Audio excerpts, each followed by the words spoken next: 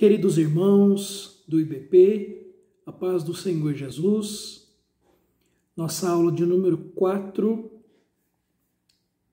página 51, o que é conversão? Conversão literalmente esta palavra significa virar-se na direção oposta. Na Bíblia, esta palavra é usada para descrever uma mudança total que ocorre na vida da pessoa que abandona o pecado e vem para Cristo. Paulo escreve aos Gálatas 2:20: já estou crucificado com Cristo, e agora não vivo mais eu, mas Cristo vive em mim. Segunda carta que Paulo escreve aos Coríntios, capítulo 5, versículo 17. Quem está em Cristo, nova criatura é. Então, meus amados irmãos, arrependimento mais fé é igual a conversão. Pela definição acima, podemos ver que a conversão envolve dois atos. Quais são, então, esses dois atos que envolvem a conversão, já que a conversão é uma mudança radical? Nós estávamos caminhando para o abismo, para a condenação eterna, vivíamos uma vida, como Paulo escreve aos Efésios 2, e vos vivificou, estando mortos em delitos, em ofensa. O príncipe das potestades do ar era quem governava os nossos passos. Éramos como marionetes nas mãos do inimigo, o diabo, aquele que João 10:10 vai dizer, o evangelista, ele vem para matar, roubar e destruir. Mas, aqui em Efésios capítulo 2, Paulo mostra o quadro de uma pessoa morta espiritualmente. Ela está caminhando, ela vive segundo o curso deste mundo, segundo o príncipe das potestades do ar, e vive nela um espírito de desobediência. Então, a pessoa está caminhando para o abismo, para a condenação eterna. A mensagem do Evangelho, as boas novas de salvação. O Evangelho significa boas novas de salvação. A semente da palavra é lançada em nossos corações. Então, quando nós ouvimos a palavra, nós mudamos radicalmente de rumo, um rumo totalmente oposto àquele antes, rumo à condenação eterna. Agora, ao ouvir a mensagem do Evangelho, nos arrependemos, aceitamos a Jesus como Senhor e Salvador, nosso Deus pessoal, em quem nós vamos manter relacionamento.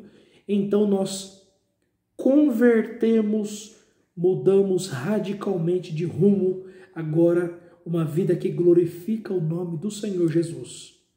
Uma vida debaixo da obediência, uma vida de servidão ao nosso Senhor e Salvador Jesus Cristo. Então ele vai dizer aqui no nosso livro que dois passos, o arrependimento mais a fé salvífica, a fé em Cristo Jesus gera naturalmente, consequentemente, a conversão. Qual é o primeiro ato? Dar as costas para o eu, para o pecado. Isso é chamado de arrependimento. Observemos algumas das coisas que uma pessoa precisa abandonar para seguir a Cristo como seu Salvador. Atos 14:15. Que destas coisas vãs vos convertais ao Deus vivo. Veja, Lucas, o médico amado, é quem escreveu o Evangelho e também escreveu Atos dos Apóstolos ou Atos do Espírito Santo. Que destas coisas vãs, a pessoa está vivendo uma vida vã, em delito, em pecado, em desobediência, vos convertais ao Deus vivo. Atos 14 e 15.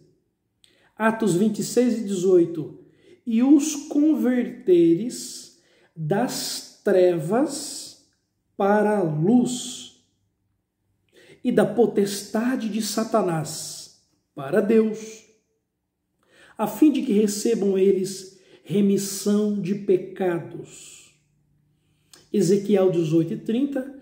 Convertei-vos e desviai-vos de todas as vossas transgressões, e a iniquidade não vos servirá de tropeço. Veja, o primeiro ato, então, é o arrependimento. Dar as costas para o eu, para uma vida de pecado. Esse é o primeiro passo. O segundo ato da conversão é a pessoa crer em Deus, crer em Cristo Jesus. João 3,16, o texto áureo da Bíblia. Porque Deus amou o mundo de tal maneira que deu o seu Filho unigênito para que todo aquele que nele crê, não pereça, mas tenha a vida eterna. Veja que há dois tipos de pessoas na ótica, na visão de Deus. Os que creem e os que não creem. Deus já ofertou a sua graça, a sua dádiva, a sua benevolência. Deus já fez a sua parte. E a maior prova da graça bendita, o favor imerecido, foi nos entregando o seu Filho unigênito na cruz do Calvário. Ontem nós comemoramos a Páscoa, termo hebraico que significa passar por, poupar. Tem todo um contexto lá no Egito em que Deus chamou Moisés para sacrificar um animalzinho, um cordeiro, macho, sem mácula. Aquele animalzinho sem defeito, aquele cordeiro ou aquele cabrito das cabras seria sacrificado. Aquele animal tipificando, simbolizando, apontando para o Cristo que viria alguns milênios depois. E aquele sangue que foi passado nos umbrais, ou seja, nos batentes das portas, ali no Egito, Deus, quando mandou o seu anjo que sairia para matar os primogênitos dos animais, até os primogênitos das famílias, o mais velho, o filho que nasce primeiro, iria matar todos os primogênitos, mas na casa que tivesse o sangue, ele ia passar por, poupar. É por isso que Páscoa significa poupar as vidas. Todo esse simbolismo apontava para Cristo, que há 2000 anos atrás, Cristo, aquele animalzinho lá no Egito, significava o nosso Senhor, pregado naquela cruz. O justo se fez injusto. Aquele sangue que foi colocado nos umbrais, aquele sangue que foi escorrido, simbolizava o sangue derramado do nosso Senhor e Salvador Jesus Cristo naquela cruz, no Monte da Caveira, no Calvário. A morte substitutiva, vicária, porque era para nós estarmos naquela cruz, mas o Senhor morreu em nosso lugar. Então, João 3,16 mostra que Deus já fez a sua parte. Agora, nós temos duas opções. Os que crêem terão vida eterna. Os que não crêem em Cristo Jesus, estes estão condenados a uma vida eterna de morte. Marcos 16:16. Quem crer e for batizado será salvo. Então, meus amados irmãos, Romanos 10:9, Paulo vai dizer o seguinte, Romanos 10:9, se com a tua boca confessares ao Senhor Jesus e em teu coração creres que Deus o ressuscitou dos mortos, serás salvo. Então, meus amados irmãos, o primeiro ato é o arrependimento, é o abandono do pecado. O segundo, crer em Cristo Jesus.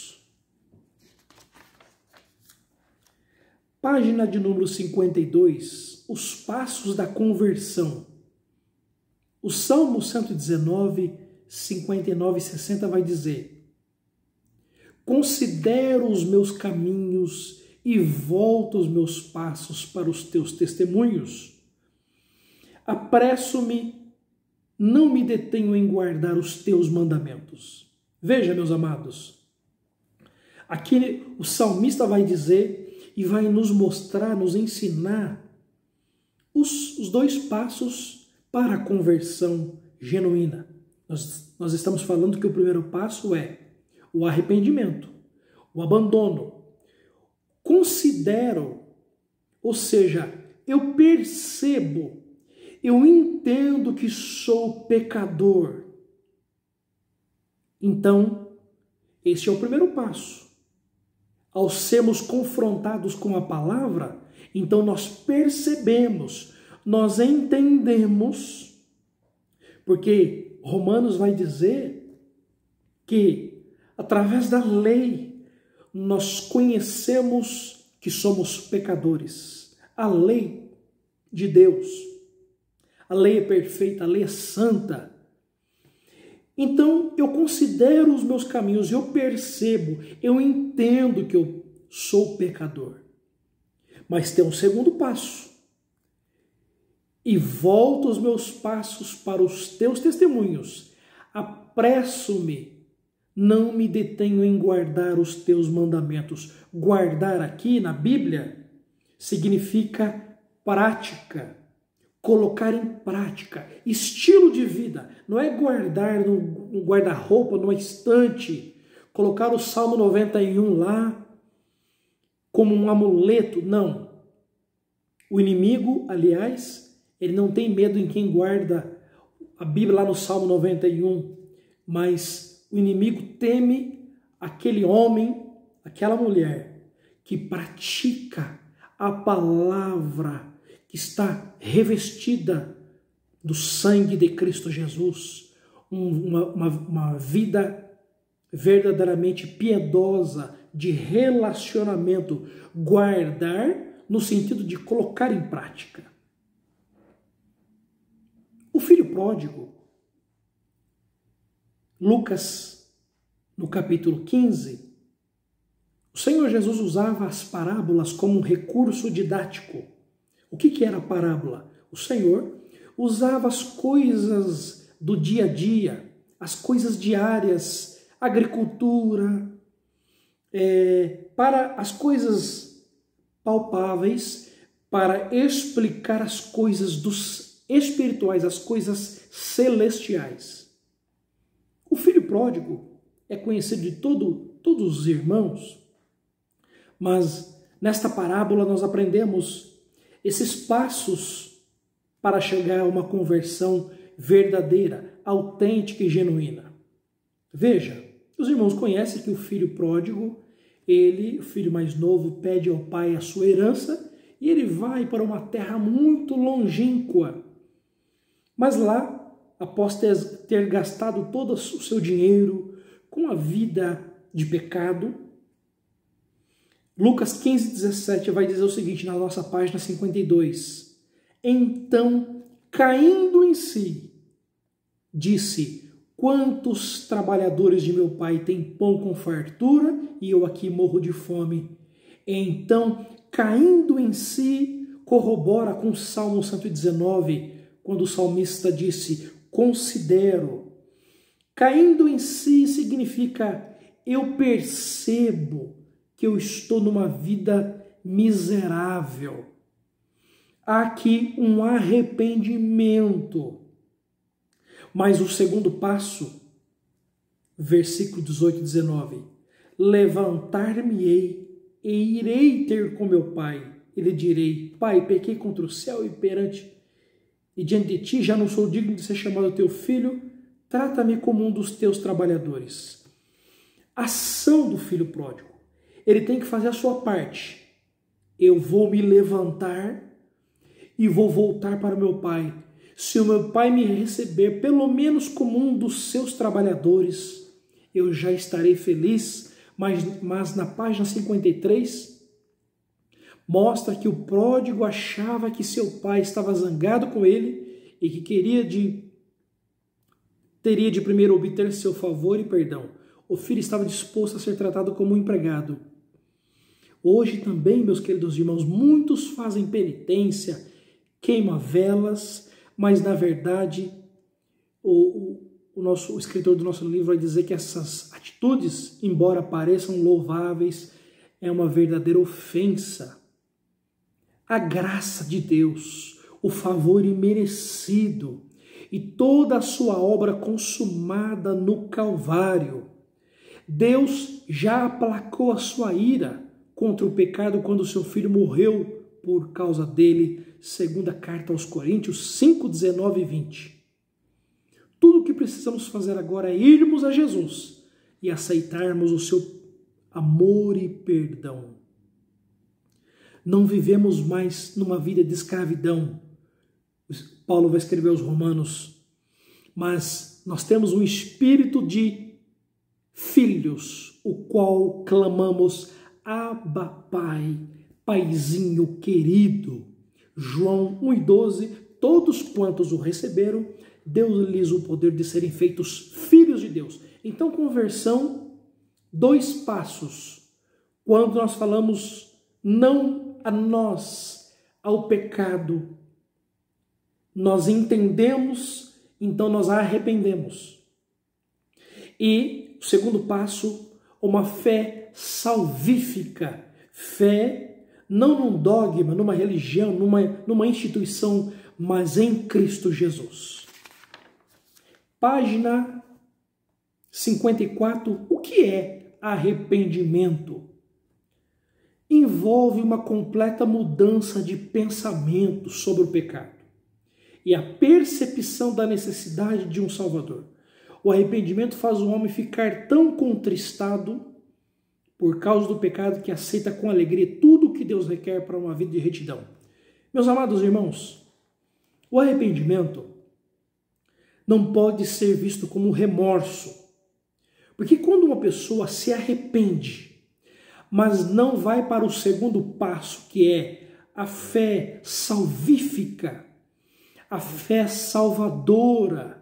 Quem crer e for batizado será salvo. Marcos 16 e 16, João 3,16, Romanos 10 e 9, que nós já falamos aqui. Fé em Cristo Jesus, e ele fica só no primeiro passo, é um remorso. Não tem arrependimento, não tem uma conversão genuína. Seu arrependimento não foi verdadeiro, não foi completo. Judas é um exemplo. Vamos dar uma olhadinha em Mateus, capítulo 27. Evangelho de Jesus, escrito por Mateus, capítulo 27. Veja, Judas Iscariotes, o tesoureiro, um dos 12 apóstolos do nosso Senhor e Salvador Jesus Cristo. Ele traiu o nosso Senhor. Veja o versículo 3. Então Judas, o que traíra, vendo que fora condenado, trouxe arrependido as 30 moedas de prata aos príncipes dos sacerdotes e aos anciãos. Primeira parte. Então ele caiu em si. Ele se arrependeu do seu ato, da traição. Versículo 4, dizendo: pequei traindo sangue inocente. Muito bem, Judas se arrependeu. Mas, ao invés de ir até Cristo e crer em Jesus, confessar os seus pecados e crer em Jesus como seu Salvador e Senhor, o versículo 5 vai dizer que ele, atirando para o templo as moedas de prata, retirou-se e foi-se enforcar. foi tirar a sua própria vida. Então nós vamos entender que Judas não teve um arrependimento genuíno, autêntico, verdadeiro, porque precisa ter uma mudança radical de vida. Arrependimento não é somente remorso. O segundo título aqui que vai dizer do nossa página 54. Muitos pecadores, como por exemplo criminosos, endurecidos e viciados, vez por outra sentem-se remorso por suas vidas degeneradas e seus maus atos, mas não abandonam seus maus caminhos. Sentir mágoa e reconhecer que pecou é remorso, mas não arrependimento. O arrependimento só ocorre quando a pessoa resolve deixar o pecado, reconhecendo que necessita de um Salvador. Então, meus amados, nós já citamos aqui, as coisas velhas se passaram, tudo se fez novo, é vida nova. É agora, Romanos capítulo 6, uma nova modalidade de vida, é um novo estilo, ele vive em novidade de vida. A palavra contristados deste versículo é tradução de metameima. No original grego significa ter tristeza pelos pecados. A palavra arrependimento é metamelomai, que significa mudança de mente. Este versículo mostra claramente que o remorso pode levar ao arrependimento, isto é, uma resolução para a mudança. Então, esse 2 Coríntios 7,9, agora, me alegro não porque fostes contristados. Essa palavra contristados, no grego é metameima, significa tristeza pelos pecados. Então, o pecador sente tristeza pelos seus pecados, pois fostes contristados para arrependimento. O arrependimento aqui, o metamelomai, significa mudança de mente. Então, vai mudar a sua mente. Antes, uma mente de pecador. Agora, uma perspectiva que vive para agradar a Deus. Romanos 12:2, Paulo escreve algo extraordinário aos irmãos que estavam em Roma. Ele começa dizendo, no versículo 1, rogo-vos, pois, irmãos, pela compaixão de Deus. Ou seja, pelas misericórdias de Deus. Nós já fomos alcançados pela graça, pela misericórdia.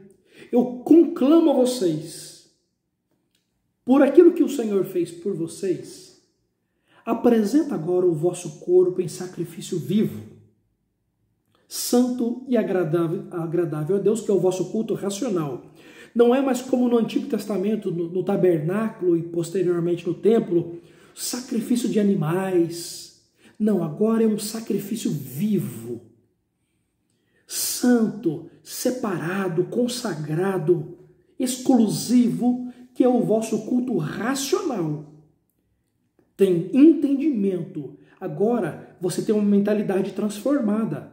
Versículo 2. E não vos conformeis com este mundo, mas transformai-vos pela renovação do vosso entendimento. Vocês que já foram alvos da misericórdia e da graça, agora vocês têm uma nova perspectiva, uma nova cosmovisão, um novo jeito de olhar o mundo. Agora vocês olham o mundo na perspectiva de Deus, com a visão dos céus, uma visão espiritual. Consequentemente, não vamos nos conformar com este mundo caído, em que o príncipe deste mundo, Deus deste século, segundo aos Coríntios capítulo 4, cegou o entendimento. Não, eu não vou, além de eu não me conformar, nós vamos transformar este mundo pela renovação do vosso entendimento. É uma nova mentalidade. Aí sim, eu vou experimentar qual é a boa, agradável e perfeita vontade de Deus. Então o arrependimento verdadeiro, genuíno, é aquele que muda. Além de eu abandonar o eu, o pecado, eu tenho uma fé verdadeira em Cristo Jesus. Muda a visão, o entendimento, a cosmovisão, ou seja, a maneira como eu enxergo o mundo agora. Eu enxergo agora o mundo, a visão de reino de Deus. As coisas espirituais são prioridade. Página 55, os passos que levam ao arrependimento. Ele reconhece o pecado, sente tristeza e abandona. Só sentir tristeza e remorso. Tem que ter mudança verdadeira, tem que ter mudança de mente, de ato, de estilo de vida. O que é fé salvadora? Página 57. A fé salvadora é dirigida a Cristo. A fé que salva não se dirige a um credo ou uma crença doutrinária, mas a uma pessoa, Cristo. Quando fala pessoa, meus amados irmãos, pessoa, não está dizendo aqui a um ser humano, porque Deus é um Deus pessoal. Pessoal no sentido que Deus tem inteligência, sentimento, emoções. Nós também, o ser humano, temos inteligência, emoções, sentimentos. Nós já falamos sobre isso. Vontade. O homem é um ser inteligente. Então, Cristo é um Deus pessoal que deseja estreitar um relacionamento conosco. Não é algo teórico, mas é algo prático, é relacionamento diário. Colossenses 2:5, Paulo escreve à igreja que estava em Colosso. Colossenses 2:5. Porque ainda que esteja ausente quanto ao corpo, contudo em espírito, estou convosco, regozijando-me e vendo a vossa ordem e a firmeza da vossa fé em Cristo Jesus. É fé em Cristo Jesus. A fé que salva, eu já disse aqui, não é na placa, na instituição, embora a igreja local é muito importante, a igreja CNPJ, Assembleia de Deus, Ministério Belém, a igreja Batista, Nazareno, Quadrangular, seja qualquer igreja que for séria, uma igreja pautada em que o culto é cristocêntrico, não é no homem, não é na instituição, mas qualquer igreja local, a igreja pessoa jurídica, é muito importante a igreja local, porque na igreja local, ali as pessoas se reúnem e nesse ajuntamento há a igreja universal, a igreja mística, a igreja de Cristo Jesus que vai subir no arrebatamento. Então a fé é em Cristo, não é em credo, em dogma ou na instituição. O fato de a nossa fé ter Cristo como seu fundamento se vê nas expressões bíblicas como crê no Senhor Jesus, Atos 16:31, nele crê, João 3:16. A fé salvadora é baseada na revelação bíblica. Ora, meus irmãos, Romanos 10:17. De sorte que a fé vem pelo ouvir, e o ouvir através da palavra de Deus. Você e eu não vamos adquirir fé em outro lugar senão na palavra de Deus, nas sagradas escrituras. A fé vem pelo ouvir e o ouvir através da palavra de Deus, meus amados irmãos. Segunda carta que Paulo escreve ao obreiro, ao jovem obreiro Timóteo. Veja que texto, vamos ler alguns versículos. Segunda carta que Paulo escreve ao jovem obreiro Timóteo, capítulo 3, a partir do versículo 14.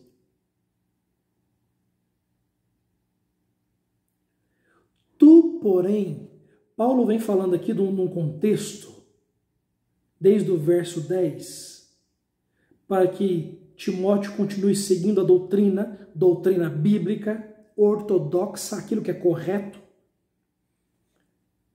modo de viver, intenção, fé, longanimidade, caridade, paciência, porque ele vai dizer o seguinte: todos os que querem viver piamente em Cristo vão padecer perseguições, os homens maus, enganadores, irão de mal a pior, enganando e sendo enganados. Então, num contexto de perseguição de homens maus, Paulo aconselha Timóteo, versículo 14: tu, porém, permanece naquilo que aprendeste e de que foste inteirado, sabendo de quem o tens aprendido, e que desde a tua meninice sabes as sagradas letras, que podem fazer-te sábio para a salvação pela fé que há em Cristo Jesus. Veja quão extraordinário esse versículo 15. Desde a tua meninice, desde quando você era criança, porque Timóteo, em outros textos, Paulo vai dizer que ele aprendeu sua fé não fingida com a sua mãe e a sua avó, a mãe Eunice e a avó Lloyd. Sabes as sagradas letras, a Bíblia sagrada, a palavra de Deus, que podem fazer-te sábio. Como tornar-se sábio? Através da palavra de Deus. Tornar-se sábio para quê? Para alcançar a salvação pela fé que há em Cristo Jesus. Veja, meus irmãos, é através da palavra que o homem adquire sabedoria para alcançar fé e, através da fé, alcançar a salvação somente em Cristo Jesus. Versículo 16.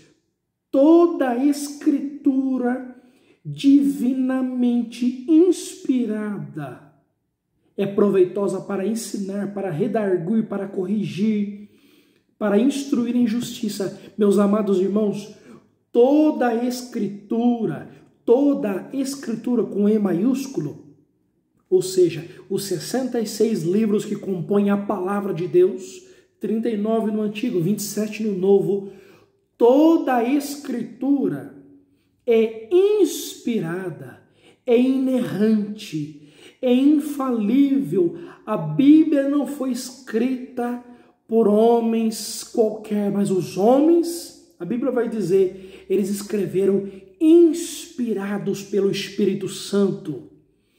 As sagradas letras, a Escritura, a Bíblia Sagrada, a Palavra de Deus, é um livro inspirado, não contém erro, portanto por isso ela é inerrante, não tem falha, meus amados irmãos, ela é infalível, ela é proveitosa para corrigir, para instruir em justiça.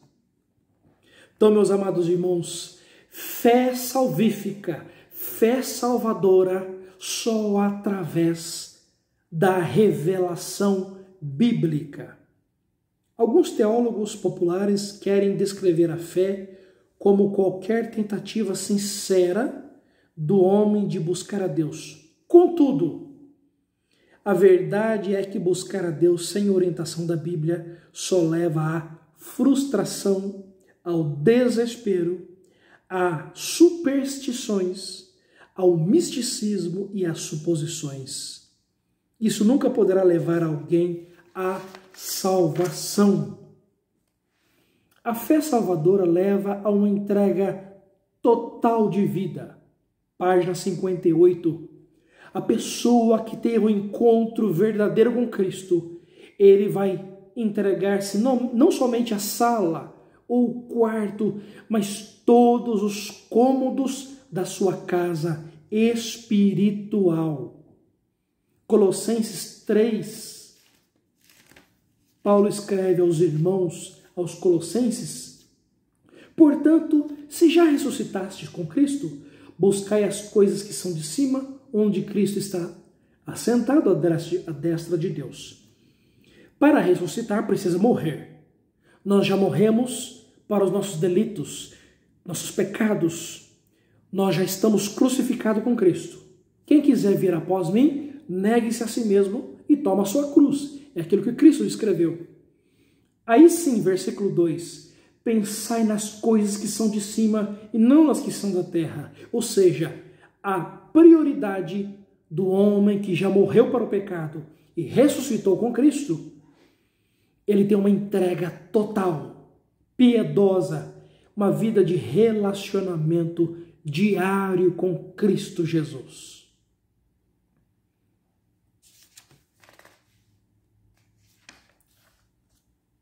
Na página de número 60, nós temos aqui alguns esclarecimentos sobre a salvação pela fé. Ele vai dizer aqui, meus amados irmãos, sobre... neste texto, salientaremos o ensino bíblico que diz que o pecador pode ser salvo somente pela fé. Surge então a pergunta: nisto inclui os justos do Antigo Testamento, as crianças que morrem e o pagão que nunca ouviu a mensagem clara e plena da salvação? Bom, os justos do Antigo Testamento. Ninguém entrará no céu a não ser pela obra de Cristo na cruz. Muitos erroneamente têm suposto que os que viveram no período do Antigo Testamento foram salvos pela lei, pela obediência e pelas contínuas ofertas e sacrifícios. Paulo, porém,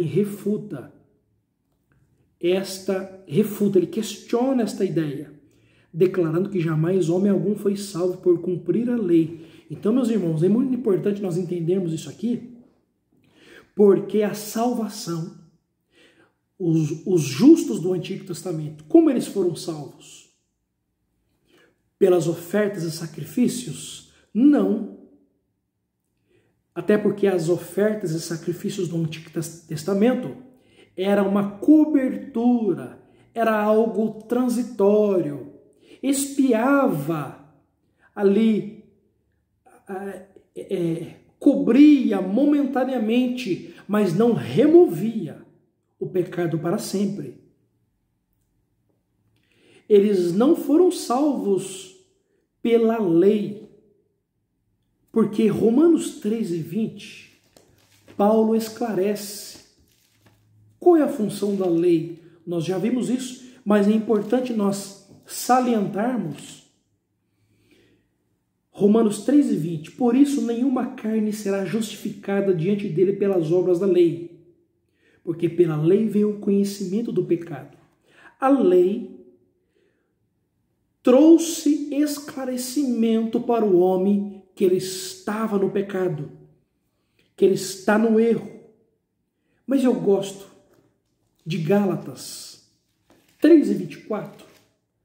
Quando nós não entendemos, tem uma máxima na teologia, que alguns textos que nós não entendemos muito claramente, nós vamos para outros textos, e outros textos vão esclarecendo para nós termos um entendimento daquele assunto. Gálatas 3:24. De maneira que a lei nos serviu de aio. Aio significa o pedagogo, o tutor, na nova versão internacional, na NVI. De maneira que a lei nos serviu de aio, de tutor, de condutor, para nos conduzir a Cristo, para que pela fé fôssemos justificados. Mas depois que a fé veio, já não estamos debaixo de aio. A lei, ela nos mostrou, ela nos serviu de tutor para levarmos até Cristo. Quem eram os tutores nos dias de Cristo? Os pais escolhiam alguns tutores para levar os seus filhos menores, criança, adolescente, para a sua formação. Só que quando essa criança atingia a sua maioridade, ele já não precisava mais de tutor, já não precisava mais de condutor. Meus amados irmãos, a lei é isto. Ela nos conduziu, mostrou que nós estávamos errados, em pecado. Mas quando nós atingimos a maturidade, quando nós tivemos um encontro verdadeiro com Cristo, nós entendemos que somente a salvação é pela graça. Efésios 2:8, porque a salvação é pela graça e isso não vem de vós, é dom de Deus. Como que os justos do Antigo Testamento alcançaram a salvação? Nós vamos para Hebreus capítulo 11. Eles creram em Deus, meus amados irmãos. Raabe é um exemplo. Leia depois com calma o capítulo 11 da carta aos Hebreus. Raabe, todos aqueles homens, eles creram. Não foi por lei, não foi por sacrifícios, não. E as crianças que morrem? A criança não tem entendimento, por isso que nós não batizamos criança. A criança, Jesus disse que a criança delas é o reino dos céus, porque há nela sinceridade. E também, aqueles que nunca ouviram, na verdade, Romanos 1:20, nós já vimos isto, que ninguém ficará indesculpável, inexcusável, porque a criação demonstra um Deus criador. Que Deus os abençoe e até a próxima aula, em nome de Jesus.